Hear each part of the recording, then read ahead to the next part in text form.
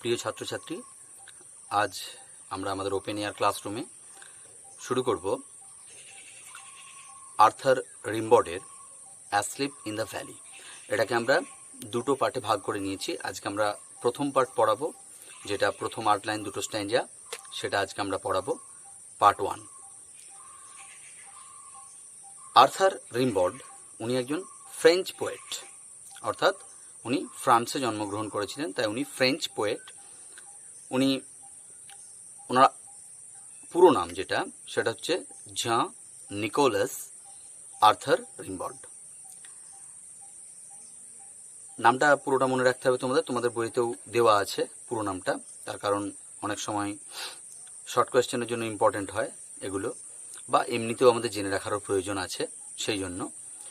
তো Jean Nicolas Arthur রিম্বড, আমরা Arthur রিম্বড বলবো শর্টে। তো রিম্বড উনি জন্মগ্রহণ করেছিলেন 20 অক্টোবর 1854, আর উনি মারা যান 10 নভেম্বর 1891। একদম 37 বছর বেঁচেছিলেন। খুব মানে কি বলবো, সংক্ষিপ্ত তার জীবন, সংক্ষিপ্ত জীবন খুবই। তো এই অল্প সময়ের মধ্যে উনি কিন্তু যে মানে পোয়েট্রিতে যেটা দিয়ে গেছেন, সেটা পরবর্তীকালে অনেক বড় বড় পেইন্টার, সিঙ্গার বা পোয়েট তাদেরকে ইন্সপায়ার করে গেছে। ঠিক আছে, তো তার মানেই বুঝতে পারা যাচ্ছে। এবং শুধু আমরা তো লাইফ স্প্যানের কথা বললাম, আর্থার রিম্বডকে অ্যাকচুয়ালি বলা হয় বয় পোয়েট। বয় পোয়েট কেন বলা হয়, তার কারণ উনি প্রাইমারি থেকেই উনি লেখা শুরু করেন। খুব ছোটবেলা থেকে উনি কিন্তু লেখা শুরু করেছিলেন, এবং পিক যে লেখাটা দিয়েছেন, মানে সবচেয়ে ভালো যে লেখাটা উনি দিয়েছেন, সেটা তার 16-17 বছর এরকম বয়স থেকে ওই 20-21 এইটুকু সময়ের মধ্যে উনি ওনার যে বেস্ট পোয়েট্রি, সেটা উনি কিন্তু দিয়ে গেছেন। বেস্ট পোয়েট্রিটা এইটুকু সময়ের মধ্যেই উনি কিন্তু দিয়ে গেছেন। তাই এই আমরা তো, ওনার বয়স 37 বছর হয়তো বেঁচে ছিলেন, ঠিক আছে, কিন্তু তার থেকেও কম কিন্তু ওনার লেখার যে ডিউরেশনটা, উনি আরও অল্প সময় লিখেছেন। তার মধ্যেও কিন্তু ওনার লেখা প্রচণ্ড ইন্সপিরেশনাল, সবাইকে প্রচুর ইন্সপায়ার করেছে। এগুলো আমরা তোমাদের যদি বইয়েতে হয়তো অনেক সময় দেওয়া আছে, হয়তো দেখে নিতে পারো এইগুলো। যাক, যেটা বলছিলাম যে উনি এই যে কবিতা, আমরা যেটা বললাম যে ওনার ফ্রান্সে উনি জন্মগ্রহণ করেছিলেন উনি, এবং উনি বয় পোয়েট হিসাবে বিখ্যাত ছিলেন, এবং এতটাই উনি ভালো লিখতেন। ভিক্টর হুগো উনি একজন ফেমাস অথর ছিলেন, ফেমাস রাইটার একজন। ভিক্টর হুগো ওনাকে বলেছিলেন অ্যান ইনফ্যান্ট শেক্সপিয়ার। পোয়েট্রি লেখার যে স্কিল, যে দক্ষতা, সেই দক্ষতাতে ভিক্টর হুগো কোথাও না কোথাও ওনার মধ্যে একটা যেন শেক্সপিয়ারের ছোঁয়া পেয়েছিলেন। ওই জন্য অ্যান ইনফ্যান্ট শেক্সপিয়ার উনি বলেছিলেন আর্থার রিম্বডকে। আর্থার রিম্বড 1876-এ ডাচ কলোনিয়াল আর্মিতে একজন সৈন্য ছিলেন। 1876, 22 বছর ওনার বয়স যখন, তখন উনি ডাচ কলোনিয়াল আর্মি যেটা, সেখানে উনি একজন সোলজার ছিলেন। তো তারপরের বছর অর্থাৎ 1877-এ উনি কিন্তু অ্যাসলিপ ইন দ্য ভ্যালি এই কবিতাটা লেখেন। এখন বিষয় হচ্ছে, এই কবিতার যে মূল বিষয়, সেটা আমরা কবিতার বিষয়ে আসছি, সেটা তো ওয়ার, যুদ্ধ। অ্যাকচুয়ালি ওয়ার পোয়েটস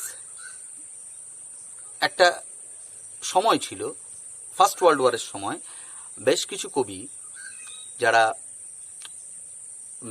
নিজেরাও যুদ্ধের যাদের ফার্স্ট হ্যান্ড এক্সপিরিয়েন্স ছিল, অর্থাৎ যেমন আর্থার রিম্বড নিজেও একজন সৈন্য ছিলেন, যাদের যুদ্ধের সম্পর্কে অভিজ্ঞতা একদম সরাসরি আছে এরকম কিছু, বা কিছু সিভিলিয়ান যারা যুদ্ধ করার অভিজ্ঞতা নেই কিন্তু তারাও যুদ্ধের ওপর কবিতা লিখেছেন, এরকম পোয়েট যারা যুদ্ধ বিষয়ক কিছু কবিতা লিখেছিলেন, তাদেরকে ওয়ার পোয়েট বলা হতো। পরবর্তীকালে আমরা কিন্তু এইটার, ওটা তো একটা মানে একটা খুব সংকীর্ণ জায়গা ছিল। পরবর্তীকালে যে কোনো জায়গার যুদ্ধ বিষয়ক যে কোনো কবিতাকেই কিন্তু ওয়ার পোয়েম হিসাবে ধরা হয়েছে। পরবর্তীকালে। তো সেক্ষেত্রে আমরা অ্যাসলিপ ইন দ্য ভ্যালি আমরা দেখতে পাচ্ছি এটা ফার্স্ট ওয়ার্ল্ড ওয়ারের অনেক আগে। উনি অ্যাকচুয়ালি আর্থার রিম্বর তো ফার্স্ট ওয়ার্ল্ড ওয়ার 1914 থেকে 1918 হয়েছিল, তো তার আগেই উনি তো 1891 তখন তো উনি মারা গেছেন, কিন্তু এইটাও আমরা কিন্তু একটা ওয়ার পোয়েট্রি বলতে পারি, ঠিক আছে, সেই হিসাবেই। তার কারণ ওই যেটা বললাম যে পরবর্তীকালে যখন এর স্প্যানটাকে আরও বাড়িয়ে দেওয়া হয়েছে, যে কোনো যুদ্ধ বিষয়ক কবিতা, সেটা যে কোনো সোলজারও লিখতে পারেন বা যে কোনো সিভিলিয়ানও লিখতে পারেন, যে কেউ লিখতে পারেন, সেটা কিন্তু ওয়ার পোয়েট্রি হিসাবেই গ্রাহ্য করা হয়েছে। এখন যেটা বিষয় যে এই যে কবিতা অ্যাসলিপ ইন দ্য ভ্যালি, এইটা অরিজিনালি কিন্তু ফ্রেঞ্চ ভাষায় লেখা হয়েছিল। অরিজিনালি কিন্তু কবিতাটি ইংরেজিতে লেখা হয়নি। অরিজিনাল কবিতার নাম ছিল লে ডারমিওর ডু ভাল। লে ডারমিওর ডু ভাল, এটা হচ্ছে অরিজিনাল কবিতার নাম ছিল, ঠিক আছে। তো পরবর্তীকালে এটা ইংলিশ ট্রান্সলেশন করা হয়। এটা কোনো কোনো জায়গাতে the sleeper in the valley এই নামেও আছে। এখানে আমরা অ্যাসলিপ ইন দ্য ভ্যালি এই নামে পড়ছি, তার কারণ লে ডারমিওর ডু ভালের মিনিংটা এনি কাইন্ড অফ মিনিং, এই দুটোর মধ্যে একটা, বা আরও কেউ যদি অন্যরকম করে কিছু ভাবে সেটাকে ট্রান্সলেট করতে পারেন। তো সেই হিসাবে আমাদের এখানে একটা অ্যাসলিপ ইন দ্য ভ্যালি এই কবিতাটি আছে। এটা একটা sonnet. Asleep in the valley, আমরা স্ট্রাকচারের দিকে আসি। Structurally it is a sonnet. Now what is a sonnet? Sonnet কি? সনেট হলো আসলে একটা, প্রাথমিকভাবে আমরা যেটা বলে থাকি সনেট 14 লাইনের একটি কবিতা। এটা প্রাথমিকভাবে আমরা জানি 14 লাইনের কবিতা। এবং এই যে 14 লাইনের কবিতা, এটার স্ট্রাকচারাল প্যাটার্ন, স্ট্যানজেইক প্যাটার্ন যেটাকে বলি, স্ট্যানজেইক প্যাটার্ন এক রকমের হয়, আর আরেকটা হচ্ছে হয় যেটা রাইম স্কিম যেটাকে আমরা বলে থাকি, সেটা এক ধরনের হয়ে থাকে। স্ট্যানজেইক প্যাটার্নের দিক থেকে বা এমনিতেও এই অ্যাসলিপ ইন দ্য ভ্যালি এই যে সনেটটা, এই সনেটটা ইটালিয়ান বা পেত্রার্কান সনেট হিসাবে এটা কিন্তু গ্রাহ্য। তার কারণ এখানে আমরা পাচ্ছি 8 লাইন আর 6 লাইন। 14 লাইনের যে কবিতা স্ট্যানজেইক প্যাটার্ন যেটাকে বলছি আমরা, সেখানে কিন্তু 8 + 6, 8 আর 6 14 লাইন। প্রথম 8 লাইনকে বলা হচ্ছে অক্টেভ, আর পরের যে 6 লাইন, সেই 6 লাইনকে বলা হয় সেস্টেট। তো অক্টেভ আর সেস্টেট এই দুটোতে ভাঙা আছে। আমরা যেটা আজকে পড়বো সেটা হচ্ছে অক্টেভটা, প্রথম 8 লাইনটা আমরা পড়বো পার্ট 1-এ আমাদের। আমরা পরের দিন পার্ট 2-তে আমরা সেস্টেটটা পড়বো, ঠিক আছে। তাহলে অক্টেভ এই 8 লাইন আর 6 লাইন এরকম। কোনো কোনো ক্ষেত্রে আবার 4+4+4+2। আমরা আমাদের এই কবিতাও আছে আমাদের পরবর্তীকালে, আমরা যেটা উইলিয়াম শেক্সপিয়ারের sonnet number 18 shall I compare thee to a summer's day, এই যে সনেটটা পড়বো, ওটা কিন্তু আলাদা, শেক্সপিয়ারিয়ান সনেট, ওটা আলাদা, ওটা ওটা তখন আমরা ওটার ব্যাপারে বলবো। তো এখন এই যে জায়গাটা, এটা অক্টেভ আর সেস্টেট এইভাবে এটাকে ভাঙা আছে। রাইম স্কিম বিভিন্ন ধরনের হয়। রাইম স্কিম এত এখন তোমাদের জানার প্রয়োজন নেই, উচ্চ মাধ্যমিক লেভেলে এতটাও জানতে হয় না, তবু বলছি আমরা রাইম স্কিম বলতে প্রত্যেকটা যে ছন্দ মিল, যেটা ওই শেষের যে অন্তমিলটা যেটা থাকে না, যে ছন্দটা বলাটা ভুল হয়েছে, একটু অন্তমিল বলাটা ভালো। অন্তমিল অর্থাৎ ওয়ার্ডের সঙ্গে ওয়ার্ড মিলিয়ে দেওয়া যেটা, হ্যাঁ, সেই যে ওয়ার্ড মেলানোটা, এই যে স্কিমটা, অর্থাৎ প্রথম লাইনের শেষের যে শব্দটা আছে সেটা তৃতীয় লাইনের শেষে যে শব্দটা আছে তার সঙ্গে একটা, মানে ওই যেটাকে বলবো আমরা যে একই ধরনের শব্দ, মানে শুনতে একই রকম, মিলটা পাওয়া গেল। তাহলে সেখানে ওর প্রথমটাকে এ বললে তৃতীয় লাইনেও এ হলো। দ্বিতীয় লাইনটা যদি আলাদা হয় শেষের শব্দটা, তার সঙ্গে যদি চতুর্থ মেলে তাহলে ওইটাও বি এটাও বি, যদি না মেলে তখন সি হয়ে যাবে, আলাদা হয়ে যাবে। এইভাবে আমরা রাইম স্কিমগুলো তৈরি করি। যাক, রাইম স্কিম সম্বন্ধে বিশেষ করে এখন আমি বলবো অতটা না জানলেও চলে, এটা নিয়ে মাথা বেশি না ঘামানোই ভালো। তো অ্যাসলিপ ইন দ্য ভ্যালি, আমরা এই কবিতার যে টাইটেলটা, এই টাইটেল সম্বন্ধে আমরা শেষকালে বলবো, একদম শেষে বলবো টাইটেল সম্বন্ধে। অ্যাসলিপ ভ্যালি মানে উপত্যকায় ঘুমিয়ে থাকা, এটা হলো এই কবিতার বাংলা, মানে টাইটেলটার বাংলা মানে অ্যাসলিপ ঘুমিয়ে থাকা, ঘুমন্ত অবস্থায় থাকা, ইন দ্য ভ্যালি উপত্যকায়।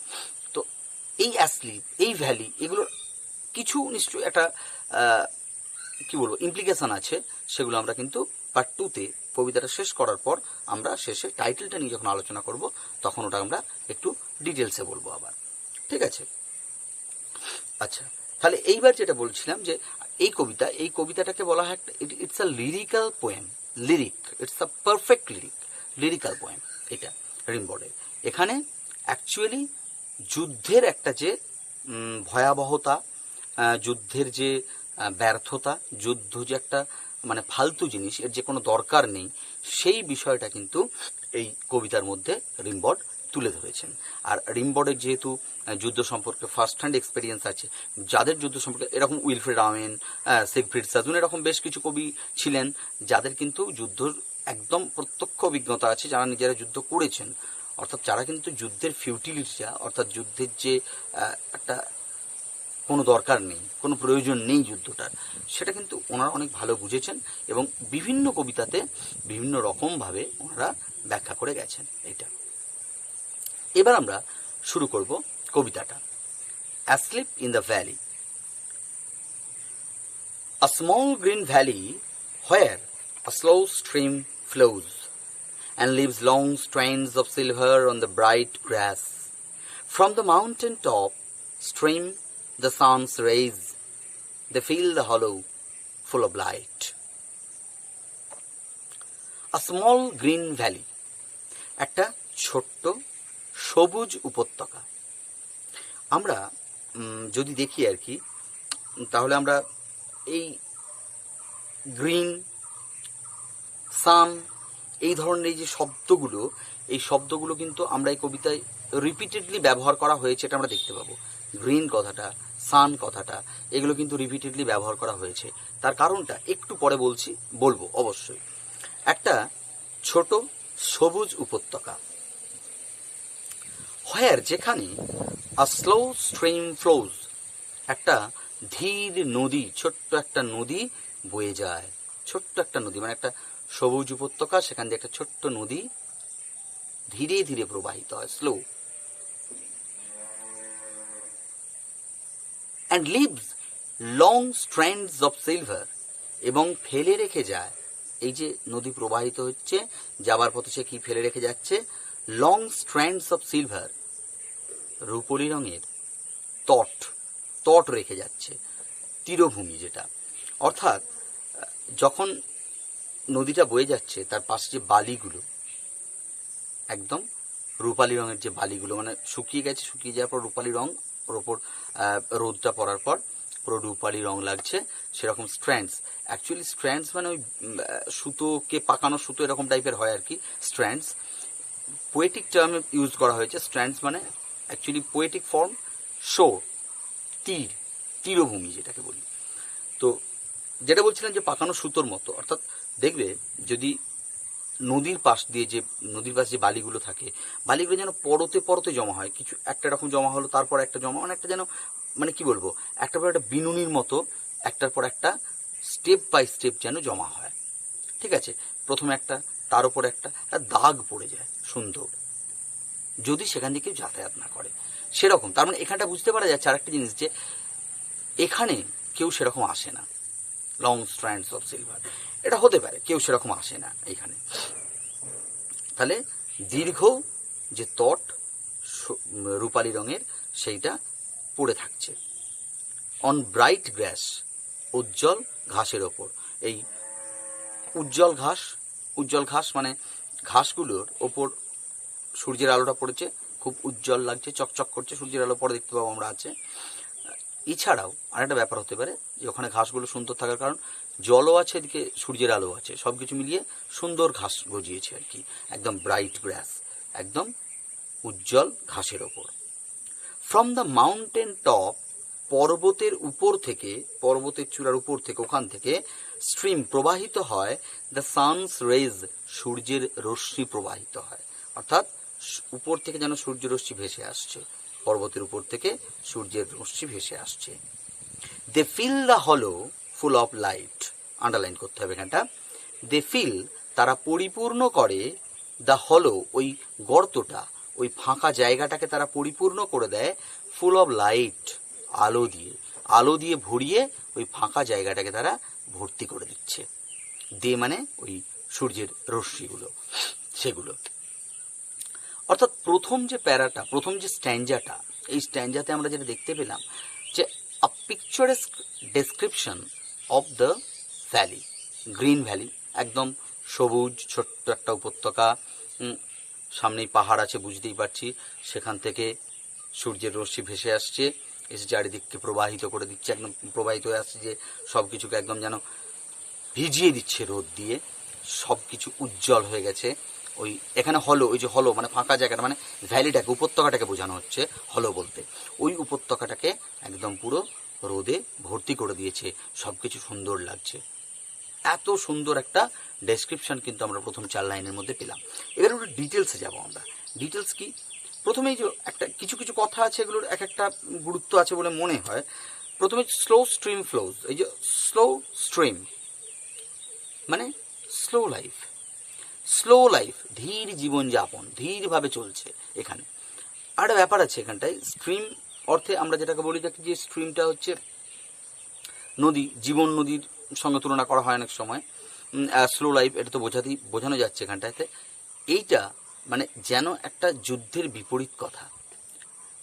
Violent, there is no violence here on this valley.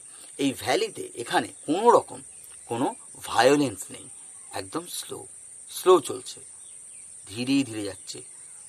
ঠিক আছে, মানে এখানে কিন্তু ওই যুদ্ধের যে একটা ভায়োলেন্স, সেই যুদ্ধ বা আমাদের জীবনের যে ভায়োলেন্স, সেই ভায়োলেন্স কিন্তু এখানে আমরা কোনো রকমভাবে দেখতে পাচ্ছি না।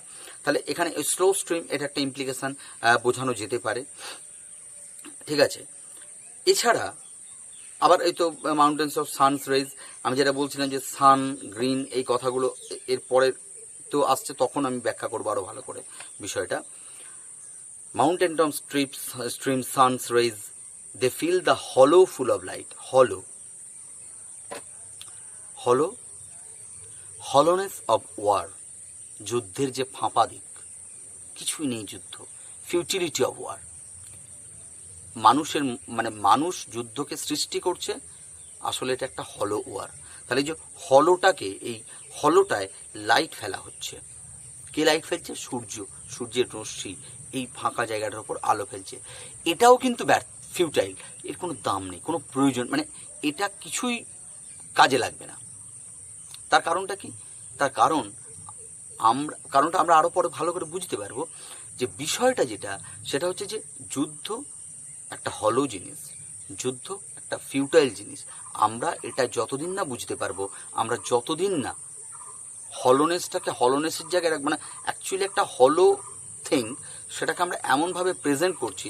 আজকেও আমরা দেখতে পাচ্ছি এখন আর কী হচ্ছে না, ইন্দো চায়না যে ওয়ার, একটা ওয়ার সিচুয়েশন তৈরি হয়েছে বা চলছে, বেশ কিছুজন শহীদ হয়েছে, এরকম ইন্দো চায়না, ইন্দো পাক, আর শুধু এইটাই কেন, আরও আরও বহু জায়গাতে বহু যুদ্ধ লেগেই থাকে। এই যে যুদ্ধটা, আসলে এটা যে কোনো মানে it is not at all necessary. মানে এখানে লাইটটাও ইউজলেস হয়ে গেছে। লাইট কিন্তু কোনো রকমভাবে ওই হলো জায়গার উপর লাইট দিচ্ছে, কিন্তু একটা আয়রনি যেন কবি তৈরি করেছেন যে this light is also useless. এই আলোটারও আর কোনো দাম নেই, কিন্তু কোনো দাম নেই। তার কারণ আলোও সব জায়গায় আলোকিত করতে পারছেন না।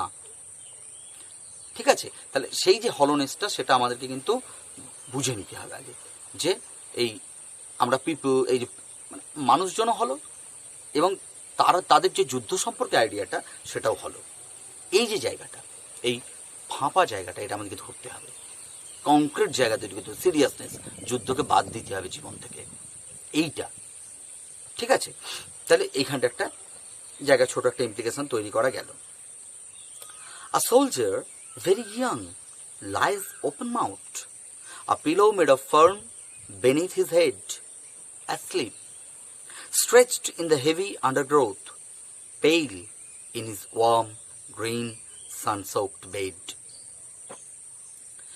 এই যে চারটে লাইন, এই চারটে লাইনে একটা একটা একটা সোলজারের বর্ণনা দেওয়া আছে, একটা সৈন্যের বর্ণনা দেওয়া হচ্ছে। একটা সৈন্য, সে সৈন্যটা কীরকম অবস্থায় আছে, একটা মানে a soldier who is asleep in the valley, যেটা নিয়ে অ্যাকচুয়ালি কবিতাটা। একজন সৈন্য যে ওই উপত্যকার মধ্যে ঘুমিয়ে আছে, তার বর্ণনা দেওয়া হচ্ছে। কি বলছেন? আ সোলজার ভেরি ইয়াং। এটা কিন্তু খুব দারুণ একটা টার্ম। একজন সৈন্য ভেরি ইয়াং, প্রচণ্ড যুবক, অল্প বয়স, প্রচণ্ড অল্প বয়স, ভেরি ইয়াং, শুধু ইয়াং নয়, ভেরি ইয়াং, উইলফ্রেড আওয়েন, আমি একটু আগেই ওনার নাম করেছি, মানে one of the greatest war poets ever. তো উইলফ্রেড আওয়েন উনি ওনার কবিতার বিষয়েই একটা কথা বলতেন যে I don't write poetry, my subject বা my object is pity, the war distilled, অর্থাৎ যুদ্ধের যে পিটি অফ দ্য ওয়ার, যুদ্ধের যে করুণ দিকটা, যে ভয়াবহ দিকটা, সেটা তুলে ধরাই ছিল ওনার কাজ। আমি এইটুকুই করি, আমি কোনো কবিতা লিখি না, উইলফ্রেড আওয়েন এই কথাটা বলেছিলেন। তো here is again a thing of pity of the war. কি না, ভেরি ইয়াং, ছোট ছোট ছেলেগুলোকে সৈন্য হিসাবে নিয়ে যাওয়া হয়। বয়স্কদেরকে তো নিয়ে যাবে না, নিয়ে যেতে গেলে ছোটদেরকে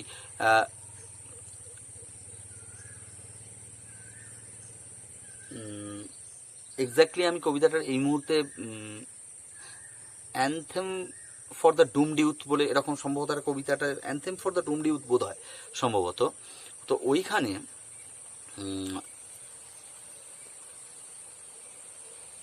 যেটা বলা হচ্ছে, কোনো এই একই প্রসঙ্গ বলা হচ্ছে ডুমড ইউথ। আমার যে টার্মটা যেটা মূলত বলতে চাইছি আমি, ডুমড ইউথ, অর্থাৎ যৌবন, যে যৌবনটা ডুমড মানে নষ্ট যৌবন, এই যৌবনের কোনো দাম নেই। সেই ছেলেদেরকে ধরে ধরে নিয়ে যেয়ে মানে এসে তাদেরকে ধরে নিয়ে যাচ্ছে, তাদেরকে সৈন্য করবে বলে নিয়ে চলে যাচ্ছে, সেখানে যে তারা কি হচ্ছে না, তারা মারা যাচ্ছে। ডুমড ইউথ, সেই ডুমড ইউথ এখানে সেই একই কনসেপ্ট, ভেরি ইয়াং। এটা বললে কোথাও না কোথাও একটা হৃদয়টা কেঁদে ওঠে। যেমন আমরাই দেখছিলাম এই ইন্দো চায়না যে ওয়ার হয়েছে এখন, এখানে আমাদের বীরভূমের অনেকেই তো মারা যাচ্ছেই, বীরভূমের একটা 22 বছরের ছেলে মারা গেছে। সো স্যাড, মানে তার জীবনে, মানে তার জীবনটা সব শুরু হয়েছে, এখন সে মারা গেল। So futile life. মানে আমাদের হচ্ছে, আমরা যখন উচ্চ মাধ্যমিক দিয়েছিলাম তখন আমাদের একটা নাটক ছিল প্রোগ্রেস।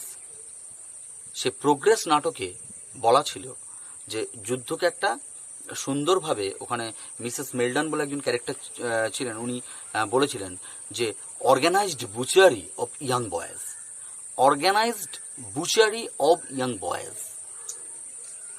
অসাধারণ টার্ম, মানে এর চেয়ে ভালোভাবে বোধ হয়, মানে অনেক রকমভাবে ব্যাখ্যা করা যায়, এর চেয়ে ভালোভাবে আমি সত্যি করি যুদ্ধকে ব্যাখ্যা করতে মানে শুনি, মানে সংগঠিত হত্যাকাণ্ড। কতগুলো ইয়াং ছেলেকে এক জায়গায় জুটিয়ে দাও, দিয়ে মেরে দাও তাদেরকে, দ্যাট ইজ ওয়ার। এটাই হচ্ছে যুদ্ধ, আর এছাড়া যুদ্ধ কিছুই নয়। তাহলে সেই ইয়াং বয়েজ, ছোট ছোট ছেলেগুলো যাদের জীবন সবেমাত্র শুরু হচ্ছে।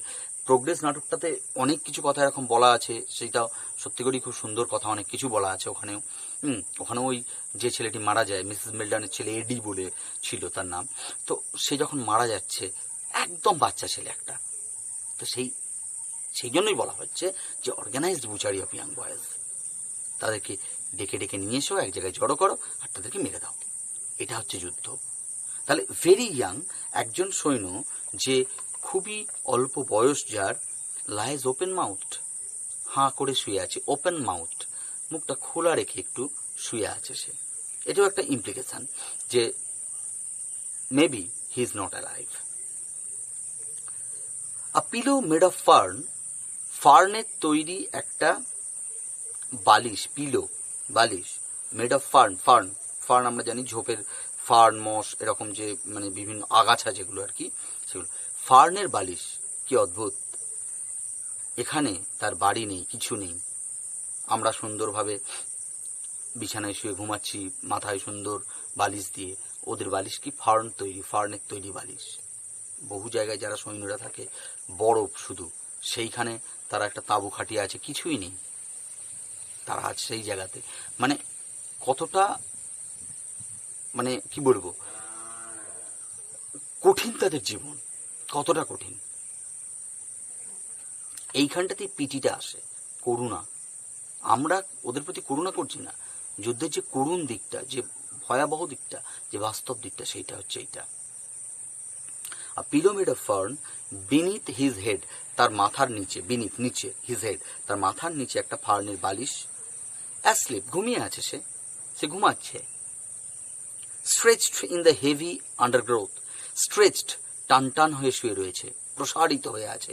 ইন দ্য হেভি আন্ডারগ্রোথ, প্রচুর পরিমাণে, যে আন্ডারগ্রোথ মানে হচ্ছে ঝোপঝাড় যেগুলো আর কি, বুসেস, ঠিক আছে, সেই ঝোপঝাড়ের মধ্যে টান টান হয়ে শুয়ে আছে। একটা সুন্দর জায়গা, দারুণ জায়গা। আচ্ছা, সে শোবার জন্য ওই ঝোপঝাড়গুলোই পেলো, ওই ঝোপঝাড়ের মধ্যে শুয়ে আছে। তার মানে এইটা তো খুব বাস্তব নয়, ব্যাপারটা খুব অস্বাভাবিক, স্বাভাবিক কিছু একটা ব্যাপার নয়, এটা অস্বাভাবিক, ঠিক আছে। মানে আমি একটু আগে যেটা বললাম যে এগুলো সব কিন্তু মৃত্যুর দিকে হিন্ট করে, মৃত্যুর দিকে বা কিছু একটা ঘটনা ঘটেছে সেইটার দিকে হিন্ট করে, স্বাভাবিক তো নয় অবশ্যই, ঠিক আছে। কেউ তো যে ইচ্ছা করে, একটা অত তো ফাঁকা জায়গা ছিল, ভ্যালিটা খুব সুন্দরভাবে আছে, সেখানে তো শুতে পারতো, সেখানে কেন শুলো না, এখানে কেন শুয়ে আছে, এইটা একটা ব্যাপার। তাহলে ও প্রসারিত হয়ে রয়েছে ওই প্রচণ্ড হেভি, প্রচুর প্রচুর ঘন যে ঝোপঝাড়, সেই ঝোপঝাড়ের মধ্যে শুয়ে আছে। পেইল, ফ্যাকাশে হয়ে গেছে। In his warm green sunsoaked bed, কি চূড়ান্ত দুটো অপোজিট আইডিয়াকে পাশাপাশি রাখা হয়েছে। পেইল, ফ্যাকাশে হয়ে গেছে। ইন হিজ ওয়ার্ম, তার গরম, গ্রিন সবুজ, সানসোকড বেড, রোদে ভিজে যাওয়া বিছানায়। সানসোকড, সোকড মানে ভিজে যাওয়া, সানসোকড মানে রোদে ভিজে যাওয়া যে বিছানা। অর্থাৎ এখানে রিম্বর্ড, ওই the bed of the dead soldier has been described as warm green sunsoaked. Warm, সূর্যের আলো আছে, বেশ গরম আছে জায়গাটা, তাহলে ওয়ার্ম। গ্রিন, আমরা আগেই দেখেছি গ্রিনারি একটা আছে, একদম সবুজ ঘাস, ঝোপঝাড়, গাছপালা সব আছে, তাহলে গ্রিন। সানসোকড, ওই যে বলছি রোদে ভিজে আছে চারিদিকটা, মানে রোদে একদম ভর্তি চারিদিকটা, তাই সানসোকড বেড। আমরা যদি একটু ভালো করে লক্ষ্য করি, আমি যে একটু আগে যেটা প্রথমেই বলেছি একদম, যে গ্রিন, সান, বিশেষ করে এই দুটো শব্দ রিপিটেডলি ব্যবহার করা হয়েছে। এটা কিন্তু মানে পারপাসলেসলি ব্যবহার করা হয়নি, খুব পারপাসফুলি রিম্বর্ড ব্যবহার করেছেন। কেন? গ্রিন শব্দটা কিসের সঙ্গে যায়? ইয়াং, ইউথ, লাইভলি, প্রাণবন্ত জিনিস একদম, ঠিক আছে। ওরে সবুজ, ওরে আমার কাঁচা, তাই তো, ওরে সবুজ, ওরে অবুজ, ওরে আমার কাঁচা, এরকম ছিল লাইনটা। যাই হোক, সবুজ, কাঁচা মানে ইয়াং, প্রাণবন্ত, প্রাণোচ্ছল, গ্রিন, এই টার্মটা তাদের সঙ্গে আসে। অর্থাৎ গ্রিন মানে একটা লাইফ, ঠিক আছে, একটা মানে কি বলবো, একটা spirited youth. Green, warm, warmth of life, এটাও জীবন, মানে ওয়ার্ম, গ্রিন, সান। আমরা যদি একটু ভালো করে ভেবে দেখি, আমরা ছোটবেলা থেকে পড়ে এসেছি, the sun is the source of all the energy on the earth. পৃথিবীতে যে সমস্ত শক্তি আছে সব কিছুর উৎস একটা, সেটা হচ্ছে সূর্য। সূর্য না থাকলে কোনো শক্তি পৃথিবীতে তৈরি হতো না।